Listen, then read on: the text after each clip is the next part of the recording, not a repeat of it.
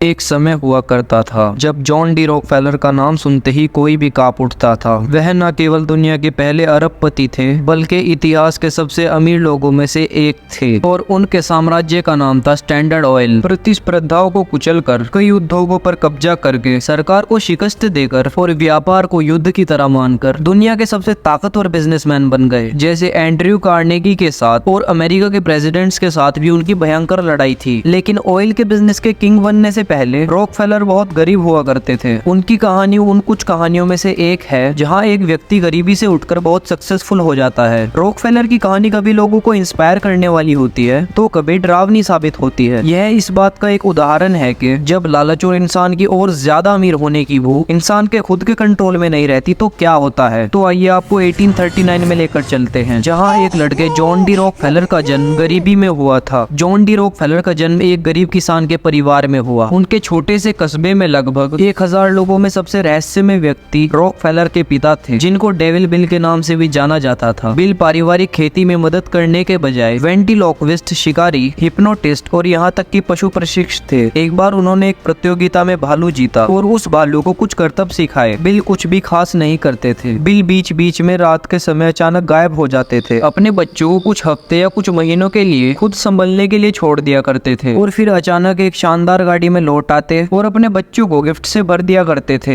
यह सब चीजें देखकर जॉन को कुछ भी समझ नहीं आता था, क्योंकि उनका परिवार एक टूटी फूटी पुरानी झोपड़ी में रहता था, फटे पुराने कपड़े पहनता था और हर रात भूखे और ठंड में सोते थे। उनकी जिंदगी बहुत दुखों से भरी हुई थी, जिसमें उनके पिता की वापसी पर कभी कभार विलासिता का अनुभव होता था। और इसका कारण था कि बिल एक छुपी हुई दोहरी जिंदगी जीते थे, जिसमें वह एक ठग के रूप में जाने जाते थे। जब भी वह गायब हो जाते थे, बिल अपना नाम विलियम रॉकफेलर से बदलकर विलियम लिविंगस्टन रख लेते थे और एक कस्बे से दूसरे कस्बे जाकर बीमार और निराश लोगों को बेकार जड़ी बूटियां और औषधि बेचते थे। बिल आमतौर पर ठगी करने के लिए दूर रहते थे, इसलिए जॉन की मां ने जॉन की मदद खेती के काम में लेनी शुरू की, जहां उन्होंने जॉन में एक मजबूत धार्मिक विश्वास और कर्तव्य की भावना को स्थापित किया। 10 साल से कम उम्र के एक बच्चे के लिए स्कूल और खेती को संतुलित रखना बहुत कठिन था, लेकिन इसने जॉन को अनुशासन और कड़ी मेहनत का मूल्य सिखाया। जॉन को अपने परिवार की मदद करने पर गर्व था। वास्तव में उन्होंने पैसे कमाने के और तरीके निकालने शुरू कर दिए। जैसे जॉन ने एक बार जंगल में एक जंगली टर्की का पीछा किया, उसके अंडे चुराए और चूजों को पाला, और जब वह चूजे टर्की बन गए, जॉन ने उनमें से कुछ को बेचा और बाकी को रखा ताकि वह और अंडे दे सके और यह प्रक्रिया दोहरा सके। जॉन ने काफी कम उम्र में समझ लिया था कि पैसा ही शक्ति है। 16 साल की उम्र में उन्होंने अपने पहले बिजनेस में कदम रखा। उन्होंने एक बिजनेसमैन के लिए क्लर्क के रूप में काम करना शुरू किया। यहाँ उन्होंने बिजनेस के कुछ नियम सीखे। वह काम में इतने अच्छे थे कि कुछ ही वर्षों में वह अपने एक बिजनेस में लग गए। उन्होंने अपने साथी मॉरिस क्लर्क के साथ मिलकर एक छोटा सा बिजनेस शुरू किया। उन्होंने अनाज, मांस और अन्य सामानों का व्यापार करना शुरू किया। धीरे धीरे जॉन ने ऑयल के बिजनेस में भी अपना इंटरेस्ट दिखाना शुरू किया। 1863 में उन्होंने और उनके दोस्त ने एक छोटी सी रिफाइनरी खोली। जॉन के बिजनेस में उनकी समझदारी का बहुत बड़ा रोल था। वह हमेशा लागत कम करने और उत्पादन बढ़ाने की खोज में लगे रहते थे। उन्होंने अपने कॉम्पिटिटर्स को खरीद कर या उनको अपने साथ मिलाकर अपनी रिफाइनरी को और आगे बढ़ाया, और इन्हीं चीजों की वजह से जॉन ऑयल के बिजनेस के किंग बन गए। और उन्होंने अपने बिजनेस पार्टनर्स को भी अपनी इन स्ट्रेटजीज से बहुत ज्यादा इंस्पायर किया और उनकी संपत्ति तेजी से बढ़ने लगी। लेकिन उनके बढ़ते बिजनेस के चलते उन्हें बहुत सी कठिनाइयों का सामना करना पड़ा और कई लोग उनको बहुत लालची मानते थे। और बाद में अमेरिका की सरकार ने स्टैंडर्ड ऑयल कंपनी को बांटने का फैसला किया और 1911 में सुप्रीम कोर्ट ने कंपनी को 34 छोटी छोटी कंपनियों में बांटने का आदेश दिया। पर फिर भी जॉन डी रॉकफेलर के साम्राज्य में कोई भी प्रभाव नहीं आया। वे पहले अरबपति बने और उन्होंने लोगों की मदद करना शुरू की, जिसकी वजह से उनकी समाज में एक अलग ही पहचान बन गई। उन्होंने शिक्षा, चिकित्सा और वैज्ञानिक अनुसंधान के क्षेत्र में बड़े पैमाने पर दान दिया। जॉन डी रॉकफेलर की कहानी हमें यह सिखाती है कि कैसे एक व्यक्ति अपनी मेहनत, समझदारी और दूर की सोच रखने के माध्यम से अपने आज को बदल सकता है। और यह भी चेतावनी देती है कि ज्यादा लालच और सफलता के साथ आने वाले खतरों से कैसे बचा जाए। ऐसी और वीडियोस के लिए हमें सब्सक्राइब करें।